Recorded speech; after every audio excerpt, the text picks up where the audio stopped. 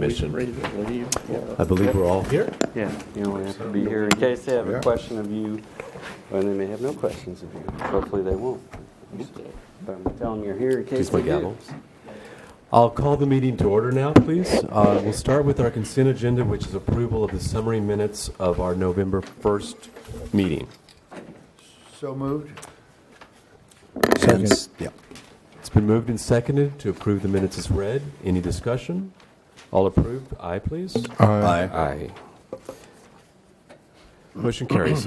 Public items. Our first public hearing item is item number 3.1, which is application Z16-6 filed by the Salina City Planning Commission requesting an amendment of Article 10 by adding a section to set out the purpose of sign regulations and amending a section pertaining to the placement and display of temporary signs.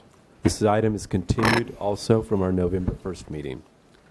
Thank you, Mr. Chairman. This is a continued public hearing from your November 1st meeting where you received a good deal of public input and gave staff a good amount of input as well. And we were over-optimistic about thinking that this could be on a faster track for legal review than our wireless communication facility changes, but as it turns out, it's probably going to be on the same track as that, targeting your December 6th meeting. What I did want to ask the commissioners here and present is if you look on page 6 of your staff report, what staff attempted to do was to identify items that the Planning Commission had reached consensus on in terms of the final content of a text amendment draft, and that was a consensus on the maximum flag height of 13 feet, that the number of flags allowed on a given street frontage of a property remained at 6 as proposed, that the number of display events per year increased from 4 to 6, that the display period be maintained as a maximum of 30 days, that for inflatables the maximum height would be 20 feet as proposed, and the feedback we got was that there was no desire to modify the existing ordinance to allow for banners on stakes in the front yard, banners attached to fences or to sign faces or to buildings would continue to be permitted. And so for those 5 of you who are here today, does that reflect an understanding of what consensus was reached at your last meeting? Yep. Yes, it does. Yes. Absolutely. Okay. Then at this point, to allow for the legal review so that we don't try to bring a draft to you and hand it out to you at the meeting, that we postpone consideration of this item to be teamed up on December 6th with the wireless facility changes that have been discussed at the same time. So unless you have questions or comments, our recommended action would be to further postpone this application to your December 6th meeting to allow the City Attorney's Office to complete its review of staff's draft and finalize a public hearing draft for you to take action on. Sounds good. Thank you. Do we need any Yeah, we would need a motion and any public? I don't believe there's anyone here. yeah, because we did not anticipate any action today. We didn't invite anybody from the public to come. We've had quite a bit of public input on this. Mr. Chairman, Yes. I move that we postpone application Z16-6 to our December 6th meeting to allow legal counsel the opportunity to review the revisions as published. Second that. It's been moved and seconded to postpone item number application Z16-6 until our December 6th meeting for legal revision and review. All those in favor, vote aye, please. Aye. Opposed? Motion carries. And we move to item number 3.2. approval of amendments to the bylaws and declarations of covenants, conditions, and restrictions for the Manchester Manor Townhomes. Thank you, Mr. Chairman. Our guest today is Mr. Jim Holder, who is president of the Homeowners Association for Manchester Manor Townhomes.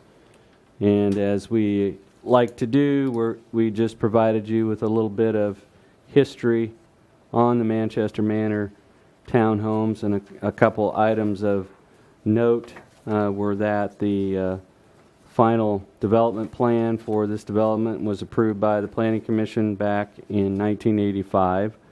The original plan called for 14 townhomes containing 28 living units. Because this involved common area and facilities such as a private access drive, which is owned and maintained by the association, a swimming pool area owned and maintained by the association, and all this grassy area here is common area owned in common for the benefit of the residents. The Planning Commission required that articles of incorporation, bylaws, and covenants be recorded. If you look at the aerial photo, you will notice and compare it to the plan that the Planning Commission approved.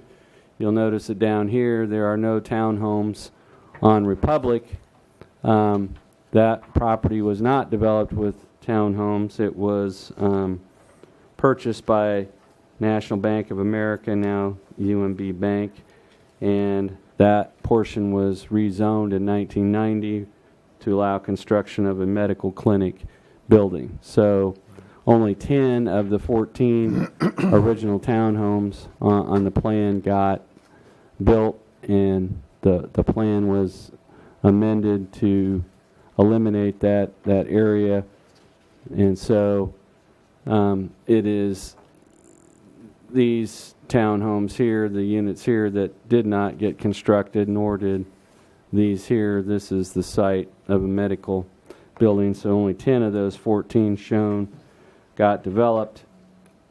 The Manchester Manor Townhome Association is proposing a number of amendments to their bylaws and covenants, and as a general rule, bylaws and covenants are a private matter for the association, but in this case, because we are dealing with a development that has common area that is required to be maintained by an active association, the bylaws contain a provision that says that the bylaws shall not be amended or modified without prior approval of the Planning Commission and the governing body of the city of Salina.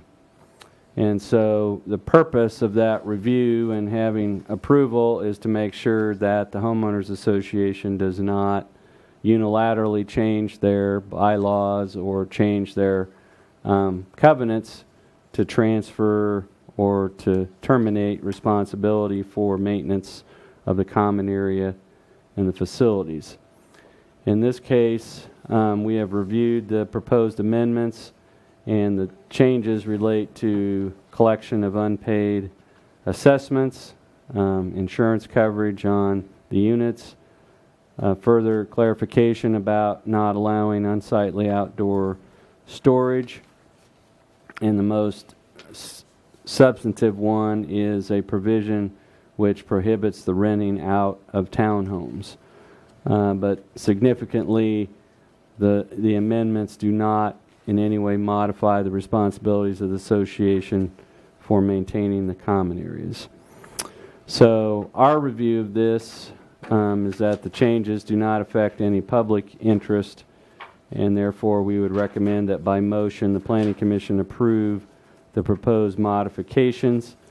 In this case, you are acting, as you often do, in a recommending capacity, where you would be recommending to the City Commission that they also approve the proposed changes.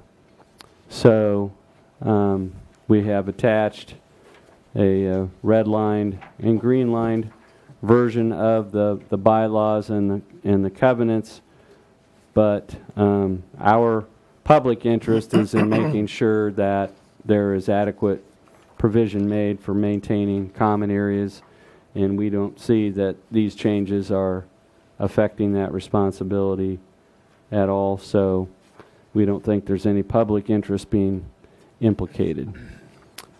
With that, I'd be open to any questions you have, and if you have any questions about the homeowners association or some of the reasons for these changes, we have Mr. Holder here representing the association. Thank you, Mr. Rand. Any questions? No. This is a public hearing. Any public? Mr. Holder, would you like to say anything?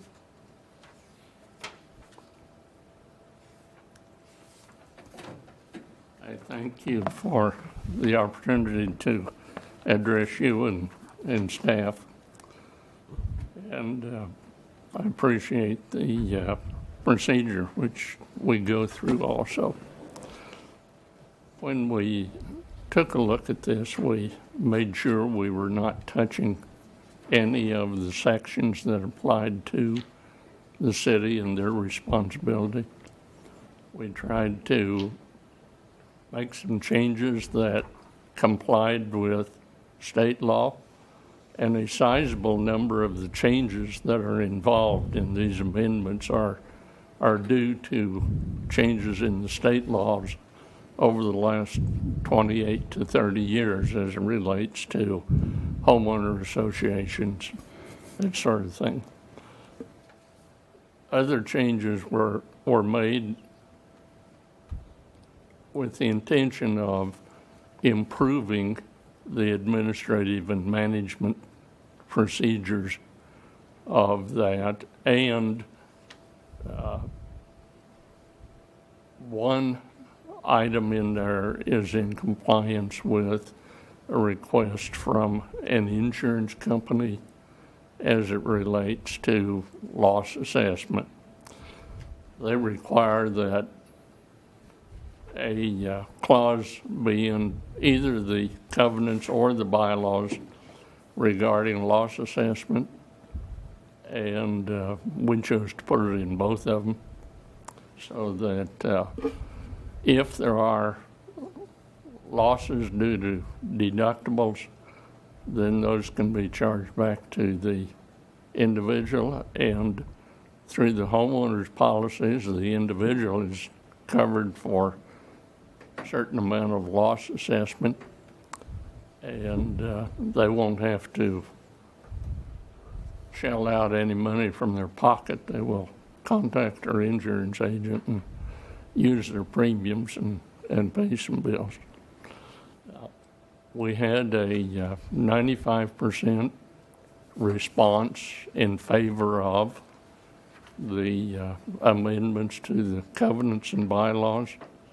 One individual chose to abstain, and the preceding covenants required a 60% vote for an amendment.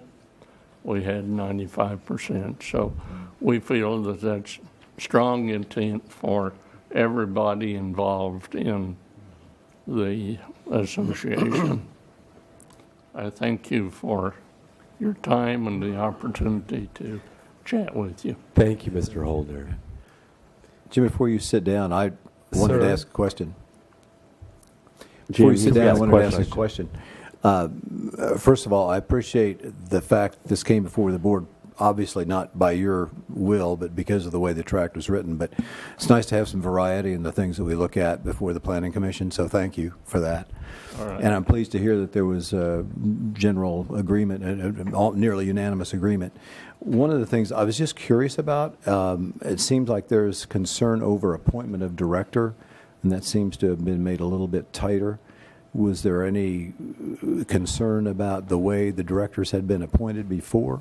I'm sorry, my hearing aids are not picking you up. There today. seemed to have been a lot of concern about appointment of director and the method by which the director is appointed.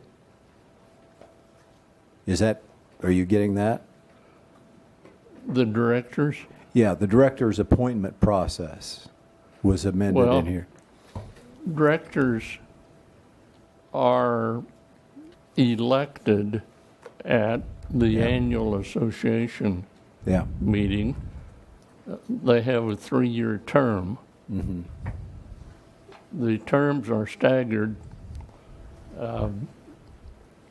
not quite as convenient as they could be. I see. 2 of them are not up for election this year. However, 3 directors are up for election, and some of those 3 have indicated they do not plan to run again. But the directors would come from the membership of the association. Yeah. So that was a part of the reason for the change, Yes. as I get it. Okay. Yeah. Yes. I was just curious about that. At a previous time, there were non-resident, non-owner board of directors members, Yes. and the association, after discussion, felt that it would be more appropriate to show the concern of operating the association if directors were from the membership, as opposed to being an outside individual that Yeah. was just volunteering some time to Yeah. the association. I see. Okay, thank you. That Right. clarifies. Thank you very much. Thank you very much.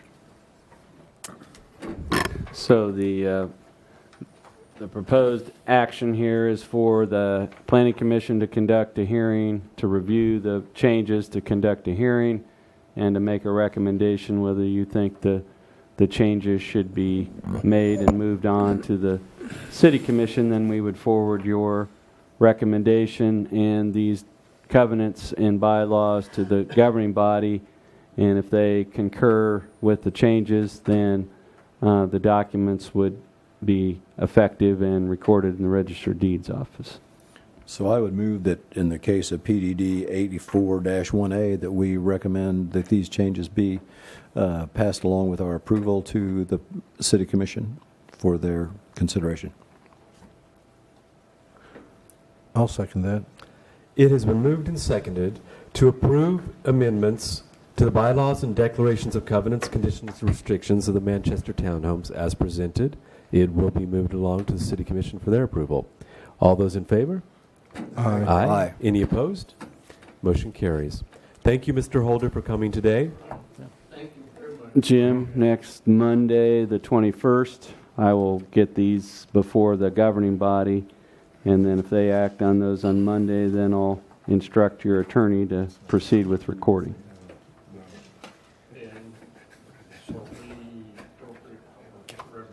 You or Mr. Butler both are welcome to attend. It's not a requirement, but I'll send you the information so you know about it. Thanks for coming. I like when people participate in the process. All about the process. Our next item is an administrative item. Item number 4.1, to consider repeal of Planning Commission's policies number 88-1, 90-1, 92-1, and number 04-1. If you recall, we had extensive discussions and multiple meetings about amending we've had a moratorium that was briefly adopted on consideration of preliminary plats to provide some language in the subdivision regulations to deal with the subject of perimeter streets abutting new subdivisions.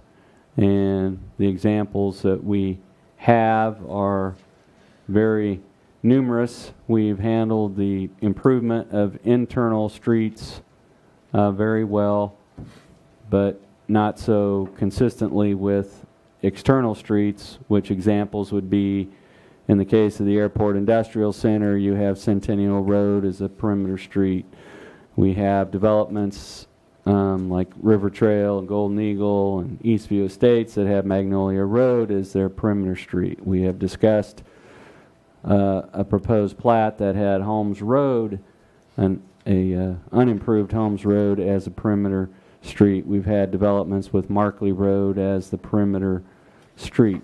So those were enacted with the belief by the city management and the city attorney's office that those were better addressed through our zoning ordinance and subdivision regulations as opposed to these various policies that have been long-standing. And the policies were developed to try to fill in gaps on issues that were not directly addressed in the zoning ordinance or subdivision regulations.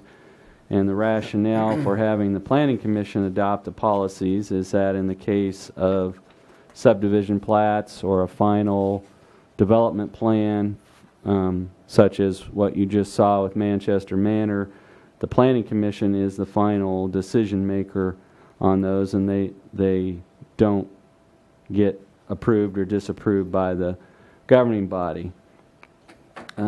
So there was concern about the legal enforceability of the policies as opposed to a code amendment, either zoning or subdivision regulations, and so some of these have been superseded or addressed by code amendments. But just a summary of the ones that we have brought in front of you. This dates back to 1988 and was prompted by discussions related to the Airport Industrial Center out on and relating to the improvements or non-improvements of Centennial Road abutting that subdivision. And then the Planning Commission said, well, if we're going to keep facing this issue, we need some sort of consistent policy to guide us.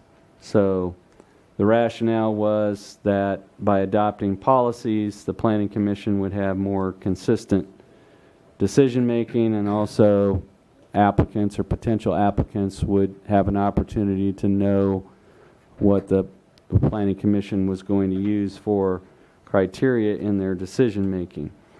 But because a number of these have been addressed by amendments or modifications to the city code, they really don't serve their original purpose any longer. So this particular one that dealt with submitting covenants not to protest improvements of a benefit district and providing criteria for when a city planning commission was going to approve a plat with no further improvements to the abutting street, that has been addressed in changes to the subdivision regulations.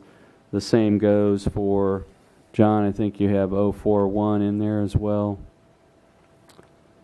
And so this is also addressed in amendments to the subdivision regulations, so we would refer to those and no longer to these policies.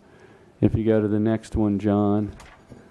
Policy 90-1 was adopted by the Planning Commission because we had cases where site plans were coming to the Planning Commission for review and approval, but the city at that time in 1990 had not adopted any landscaping regulations. So not having a landscape ordinance to refer back to, these were adopted to provide guidance to the Planning Commission, but also guidance to applicants to say, if you submit a landscape plan with your site plan, these are the things that the Planning Commission will be looking at. And so, again, since these have been essentially addressed in a landscape ordinance that was passed in 1994, the policy is somewhat redundant. When we're reviewing a site plan or landscape plan, we're going to report to you how that plan matches up with the landscape regulations, not necessarily with this policy. Dean, does that apply for, as I understand it, this applies to all,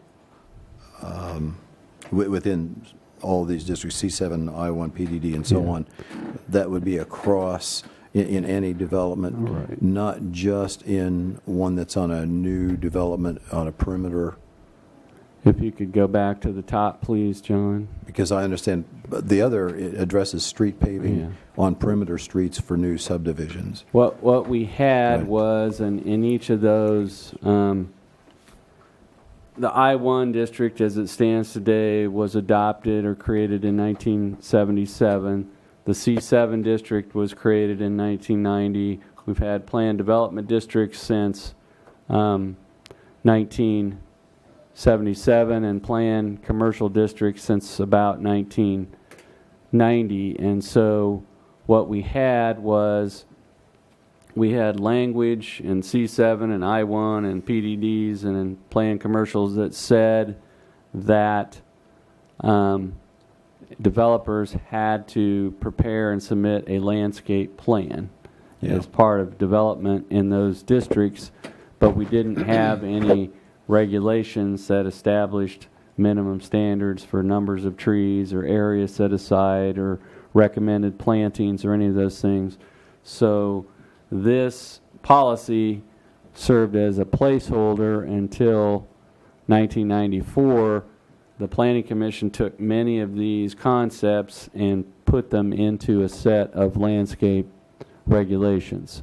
And so these were adopted because the Planning Commission was particularly concerned about commercial locations that were at gateways or entryways into the community. But most of the concepts that are in this policy have been incorporated into landscaping regulations, and those landscaping regulations apply to property in the C7, the I1, the PDD, or the planned commercial districts. So I'm cherry picking here, but for example, number 3, deciduous trees should have at least a 2-inch caliper at planting. Is that kind of a specificity in those other regulations? I know we've looked at them with Yes, new our developments, but that's part of landscaping it. regulations have a minimum caliper size for the different types of trees. And as a matter of fact, I think a couple weeks ago we were called out to a landscape inspection and we did not approve the plantings because the plantings did not meet our minimum caliper size. And the reason for that is that input that we've received from the Dick Arboretum and from Kansas State Forestry and those places is that to be viable and survive, the new plantings have to be a certain size or they're probably not going to survive the first winter. So we have established those things and we inspect on those today. So are there any of the items in this policy that aren't specifically covered in the new regulations? I would say no, because these policies or these guidelines served as the basis on which our landscape regulations were built. They were built on these concepts. Yeah. These, at the time, were guidelines to assist the Planning Commission, but I would just cite for you an example, and I can understand why it is somewhat, could be construed as confusing, but you have out on South Ohio a project that's being done by Sunflower Bank where they're changing their building, they're modifying a lot of the grounds around the building. That building, as constructed, predated our landscape ordinance and any kind of prescribed landscaping, so that property is not subject to a landscape plan. So if the plantings that they had there were voluntary, and whatever they do to modify that is their choice to make. On the other hand, the project directly to the south of that, the ComCare facility, is subject to the city's landscaping regulations. So they had to submit a plan. That plan had to be reviewed and approved by staff, and we will go out and inspect what they plant in the field to make sure that it conforms with the landscape regulations. And So- I know you want to go on to the other, but could I come back to 88-1? I just wanted to clarify something in my own mind. We did a lot of discussion over this in regard to the Holmes Road subdivision, and to Holmes Road around the subdivision. And I know we came to that discussion about Planning Commission meeting, what was declared a minimum, city street standard, if I recall, the language was. So that was that what got codified then, as per your note, in section 36-74 of subdivision regulations? Am I understanding that correctly? What got codified was that the city street standard is the baseline minimum street standard for perimeter streets. If a developer wants to do something, he has a cost estimate or an unusual length of roadway that needs improving, what that change did was say, if the developer wants to do something that's an alternate to the city street standard, they need to negotiate that with the governing body and have that worked out through a development agreement before the plat comes before the Planning Commission. So that way, when the plat comes before the Planning Commission, we can already report what the level of improvement is going to be, and if there's going to be any city contribution or participation in that. That will already be worked out before the plat is put before you. I think that's how I remember that. And then the plat that comes before the Planning Commission, again, I'm repeating, I think, what you said, but it would go to the city for any changes. They could approve any change at that standard, above or below it. But then the plat, if approved by the governing body, by the city commission, would come back to the Planning Commission for plat approval. Am I recalling that correctly? That is correct. So, And then the statement then was that the concern about whether Planning Commission had any input could be addressed at that point. Yes, am I that is correct. recalling correctly? Okay. So, And you are actually at that point, you can disagree or dissent from what had been agreed to, because it is still the Planning Commission's prerogative to approve or disapprove the plat. The issue and the reason for taking it to the governing body first is that, again, only the governing body can commit or expend public funds. right. And if the idea is that the plat is going to be developed in some form of partnership between the city and the development, that should be worked out first, so that Right. the Planning Commission doesn't have to struggle with financial questions. So my question is, we're talking about repealing, in this case, let's take 88.1 as an example. If we repeal this, I guess I'm not understanding why the language that we approved that is carried in this, in section 3674 of subdivision regulations, couldn't be part of this. I'm wondering about repeal of this, leaving nothing, at least in our policies about this, what effect that has, and why incorporating the language wouldn't be a better approach. Well, much of the language that's in this policy was incorporated into and served as the basis for the text amendment, both this one and policy 04-1. And the rationale for doing that is that, in the opinion of the city attorney, when it came to enforcing these standards vis-a-vis a developer or development, he felt that having them in the city code that had been adopted was a more enforceable approach than just a policy. So if you're looking at, say, the sliding scale of enforceability, guidelines are probably at the bottom, then come policies, and then on top of that come ordinances. Okay. And so guidelines give you the most wiggle room. Policies are still, you don't have to follow a policy. There's not huge consequences to not following a policy. And then codification, putting it in the city code, makes it the strongest to be able to enforce. And so part of the reason for the moratorium, part of the reason for the text amendment and the input from the development community and all that was to take the concepts that are in 88.1 and 04-1 and to put those into the subdivision regulations, rendering the need for these policies, there is no need to refer to them because it's already addressed in the city code with those changes.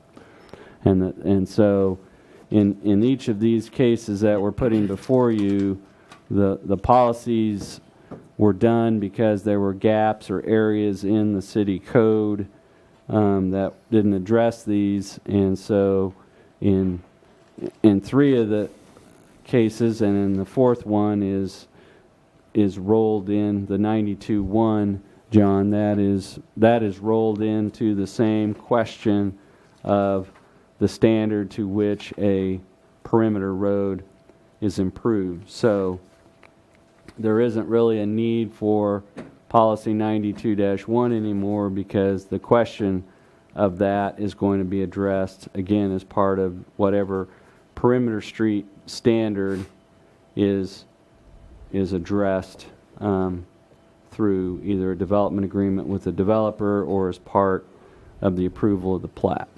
So just to summarize, if there is a development and we tell the developer, not only do you have to improve the streets in your subdivision, but you also have to improve the street abutting your subdivision to a city street standard. That's the baseline. And if they say, fine with us, we'll do it, then that is just a standard plat where you're going to be reviewing the things that you review as part of the plat layout and access and the amenities and those types of things. If the developer says, I don't think that my project is viable if I have to pay the full cost of the perimeter street to a city street standard, then that takes a detour and goes to the governing body to try to negotiate a development agreement and any public participation or lowering of the standard. Before it comes to the Planning Commission. Before it comes to the Planning Commission. However, the way that it's structured is if in your belief that the governing body has lowered the standard too far, you still have the discretion to not approve the plat if you think that the standard is too low. So the final decision on the plat as a subdivision still lies with the Planning Commission, but what we were experiencing there is that we had it is not well and good for the Planning Commission to speculate or to say, I think the city should participate in this, or I think this should be financed this way, because that is a decision that only the governing body can make. So what we've tried to do is eliminate these policies and say if there's any fiscal or financial participation questions, those have to be resolved by the governing body first, and if they tell the developer we don't wish to participate or change anything, then the Planning Commission will have that answer when it comes before you. But if it's a non-issue, then the plat will just come to you like any other plat. But if the developer says, no, I can't make this work and meet that standard, then that's where the plat takes a detour for negotiating a development agreement.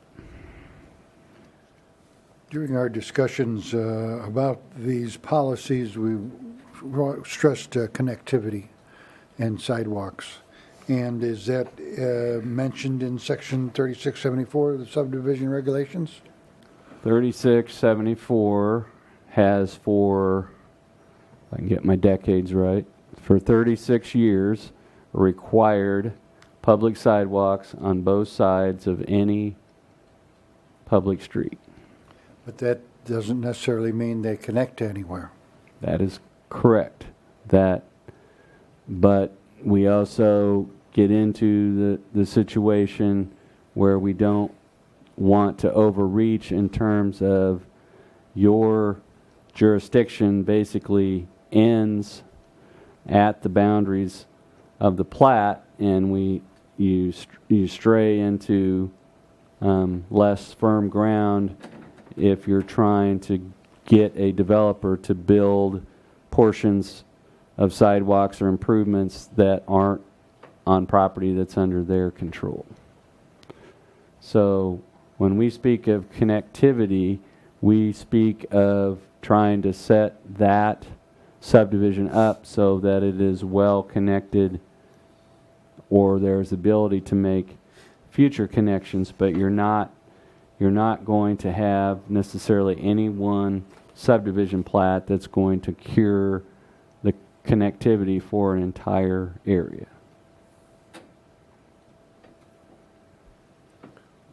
So what you want to do is set up when Eastview Estates, which is located on the south side of Magnolia Road, east of Ohio, when that was developed, they were required to have internal sidewalks and to have the sidewalk system extend all the way out to tie into Magnolia Road. At the time that subdivision was done, Magnolia Road was a 2-lane road with ditches and no sidewalks.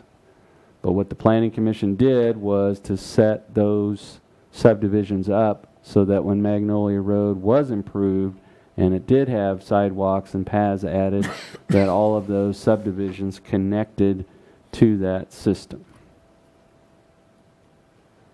But if the Planning Commission had said you have to build a sidewalk on Magnolia Road, that sidewalk would have been simply torn out because it wouldn't have worked with the improvements that eventually occurred on Magnolia Road. So there is a requirement for sidewalks within a subdivision. There's also discretion of what we looked at in the Ryan edition, which is if you have long blocks that are not broken up by streets and you want to have sidewalks that are interspersed within the blocks, or make sure that there are sidewalks that connect to the edge of a subdivision or connect to a use that's at the edge of the subdivision, that is certainly within your purview. But the requirement to have sidewalks on both sides of all public streets is in the code. The concept of connectivity is a policy. So there's going to be some latitude, and it's going to come into play in different variations on a different development. But there is no variation from the requirement that every public street has to have a sidewalk on both sides of the street, because that's a code requirement. The concept of connectivity is it would be correct to say that the City of Salina, through the Planning Commission and governing body, has a policy of encouraging connectivity. But you can't really codify connectivity. You can codify sidewalks. I've had several things I wanted to say, and most of them have gotten taken care of. So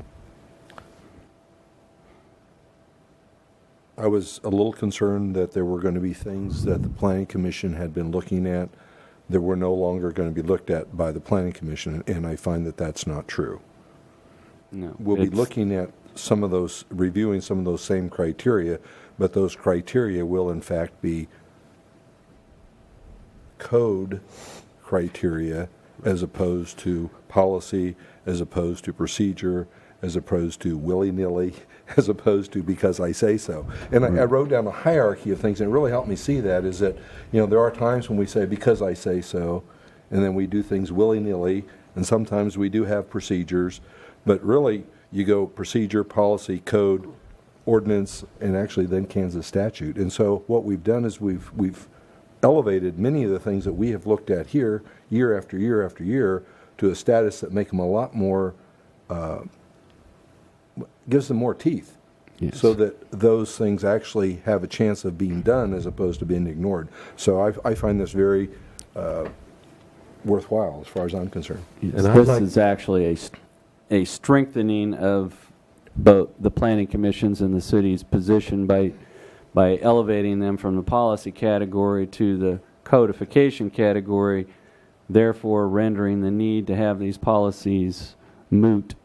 And so so as to not have conflicting, we have this policy here and we have this here, the appropriate thing to do would be, we've got this adopted date, and what we would do is, if you act on those today, then these would be filed as being repealed on today's date, but then we would have a footnote or asterisk there, and then it will refer the user to the code section that has addressed what's in that policy. I'm very pleased that we're here, at this point, because I haven't been here as long as Commissioner Boxer, Commissioner Norland, but we have discussed these things for the 2 years I've been here. And I think we got frustrated with the fact that we did a lot of talking about things that may never manifest because the mechanics weren't in place for them to be financed or perhaps actually come to fruition, but we nonetheless spent a lot of time. But on the other hand, we spent a lot of time visioning too. So that's wrapped up in this fabric. And even though we may not see the Ryan edition in the near future, we did discuss connectivity, and we did discuss a lot of things that we as a planning commission would like to see happen, and they're worked into this system. So it seems like a long time and a lot of work, but I feel like we've come to some place where there's some realization of what we've done. There's one other point which we didn't put it in your packet, but we haven't had one filed yet, but I would also remind the commission that with extensive input from the Planning Commission, we took a section that said the Planning Commission shall review preliminary plats for conformance with the subdivision regulations, and we modified that, and you adopted about 9 or 10 criteria that you said that you want to be the criteria for reviewing plats for approval or disapproval, and one of those criteria was connectivity with surrounding property as well as connectivity with schools, parks, those types of things. So that is no longer a policy, that is written into the subdivision regulations that those, so when a developer is submitting a preliminary plat, our reports are going to be written based on those criteria. So, Dean, I have two more follow-up questions, and you may have answered this, but to go to 92.1, the last one of those, and as you say in the packet, with the repeal of this policy, annexation of perimeter streets will be determined on a case-by-case basis. So if you look at 92.1, you have the issue, of course, of county title, which has been sticky for us before. If you pave all the way across rather than halfway, which is the standard, which of course seems sort of ludicrous to anybody, but you can pave all the way across with owner's petition or with Saline County being a partner and having title or deed to the right-of-way. So I know those are complex issues, but to come back to the statement, with repeal of the policy, annexation of perimeter streets will be determined on a case-by-case basis. They will be determined by whom and to what standard? They will still be based on your recommendation, but again, as we go back to the part of the reason for this policy is because we didn't have anything in the city subdivision regulations that set a minimum standard for perimeter streets. Right. So what we were trying to avoid here is a situation where the city might be annexing roads that don't meet the city's standards and then have no mechanism or anything in place to ensure, or in this case, an acceptable guarantee that such roadway improvement will take place when desired by the city.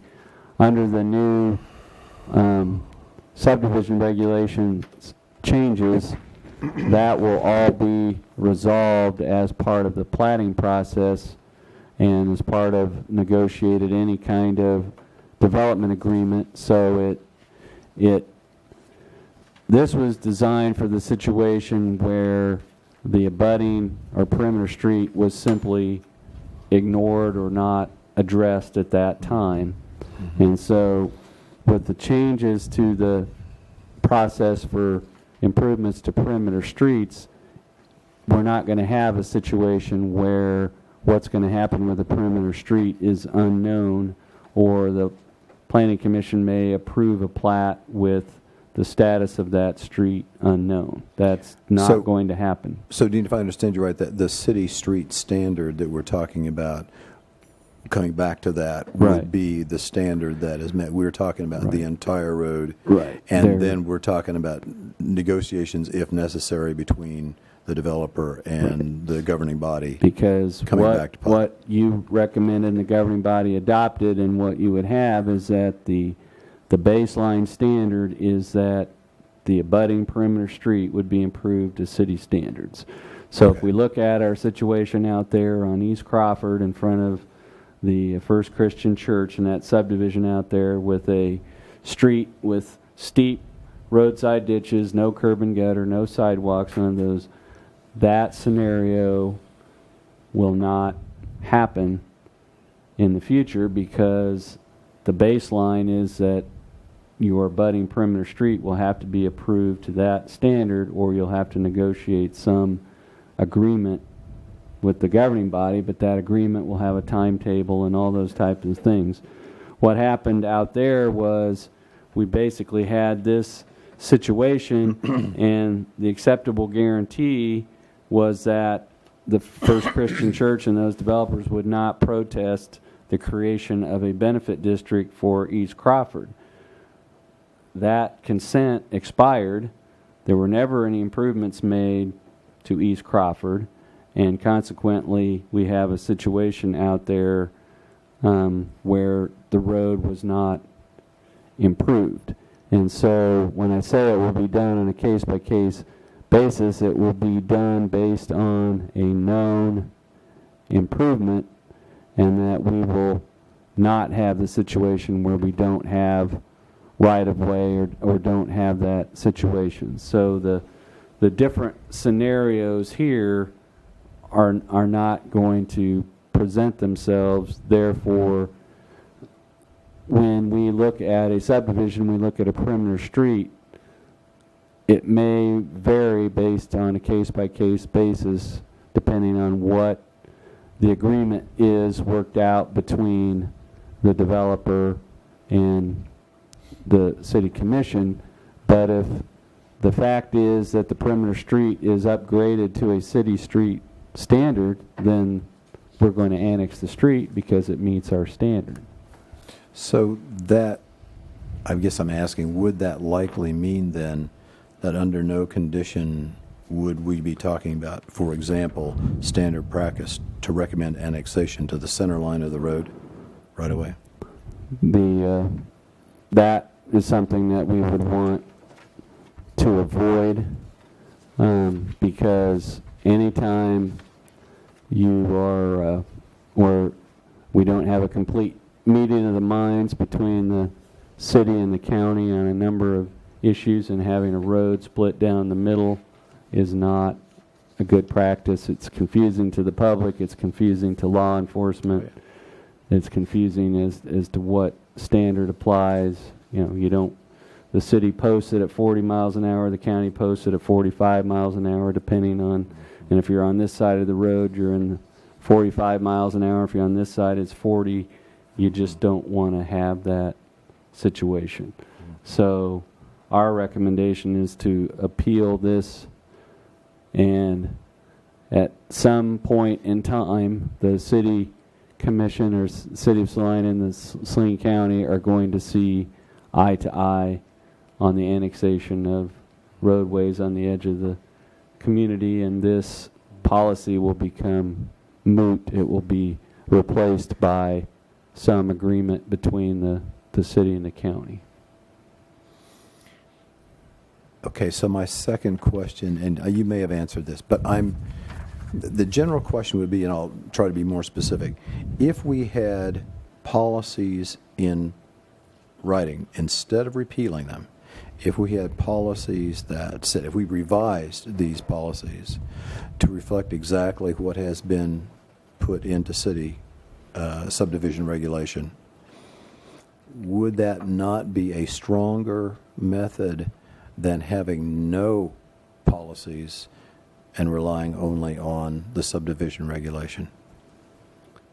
Well, as it stands today, with our ongoing deliberations and not meeting eye to eye with Saline County, the city attorney thinks that the best course at this point in time is to have no policy and to replace it with an agreement between the city and the county as to the annexation of roadways, as opposed to, this is essentially a unilateral planning commission policy. Right. And it is not, again, it's got the word recommend, because you're just making a recommendation as to the annexation, and this is being done in the, almost all of these that happen involve the a companion plat, and so we're usually not considering an annexation in isolation.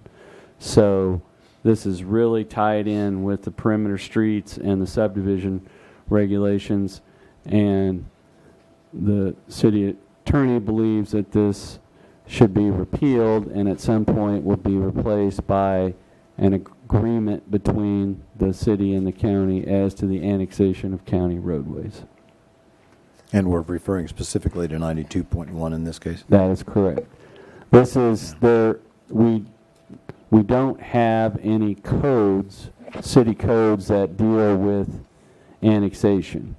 Annexation is addressed through the state laws and the state statutes. And so if this is repealed, then we're back to referring to what the state laws and state statutes prescribe. And right now, the city and county have a differing interpretation of what the state statutes prescribe. Right. And the best thing is to allow that to play out. And then at the conclusion of that, the city and county will have to sit down and work out an agreement.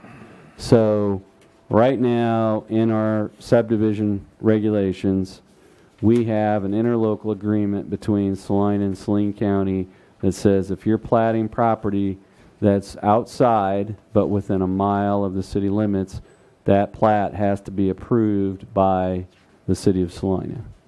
So the discussions we had with Jake Bradley about the property out at Farley and Centennial, that was outside the city limits. It wasn't going to be annexed, but through an interlocal agreement with Saline County, which is a part of our subdivision regulations, we have that. The thought is this is repealed and we have something similar to that that's an interlocal agreement that deals with annexation of county roadways, which renders this policy unneeded.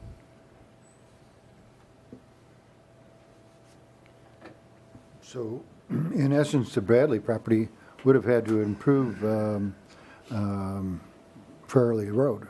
Is that correct? It would not, because our interlocal agreement says that in the case of a rural subdivision that's not being annexed, then the county's standards apply as to roads, not the city standards. So if it's being annexed, the city standards apply. If it's not being annexed, the county standards apply.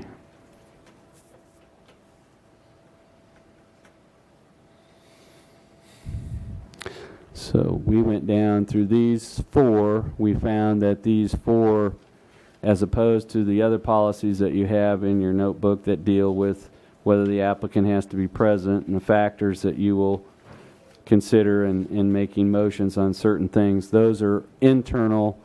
These are external, and they have essentially been strengthened by incorporating these concepts into city codes, with the exception of the annexation, which is not addressed by city code. It's addressed by state statute.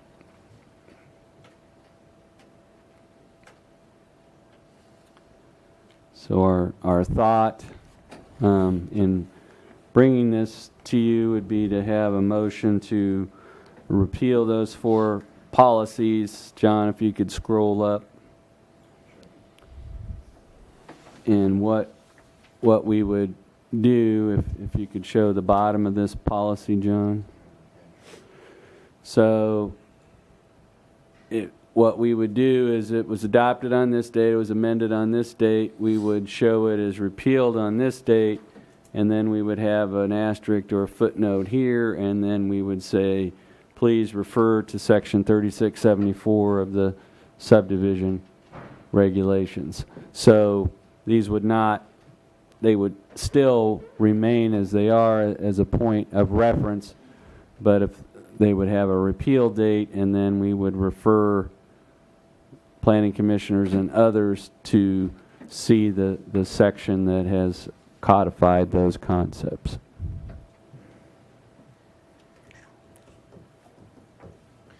We ready for a motion? I am. I move that administrative item 4.1, case number M16-18, that we repeal Commission Policies 88-1, number 90-1, number 92-1, and number 04-1.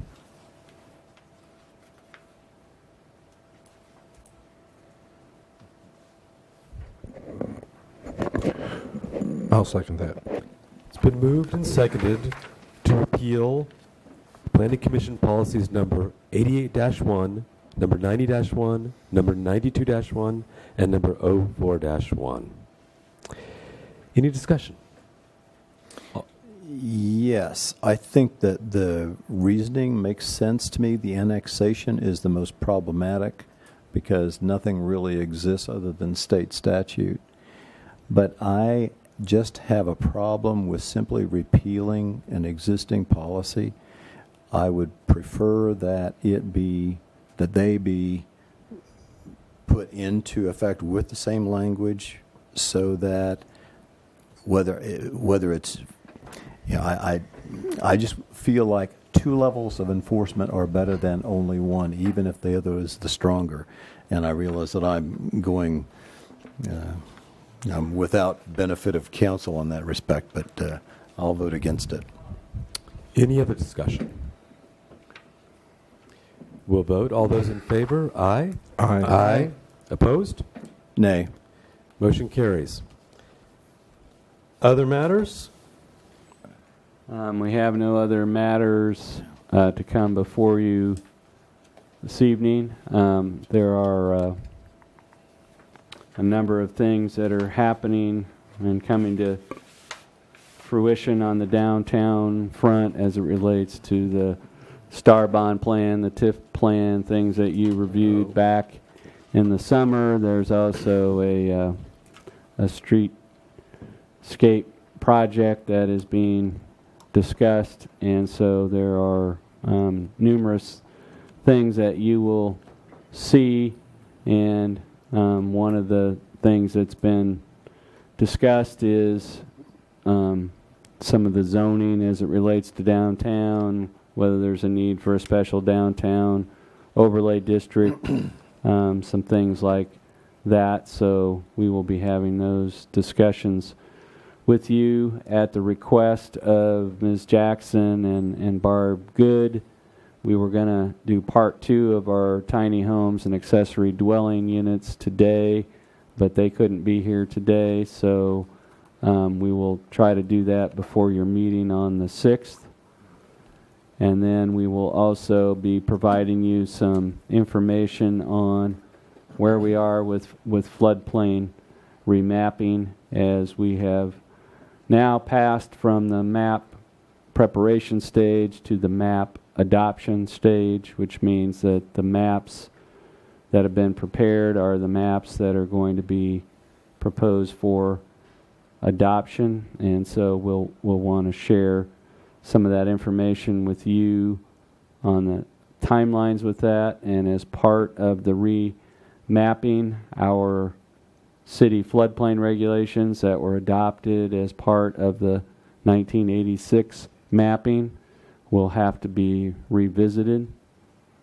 And one of the main things that will be a point of discussion is that today in the city of Salina, if you're in the floodplain, you have to construct your building so that the lowest floor is at or above the 100-year flood elevation.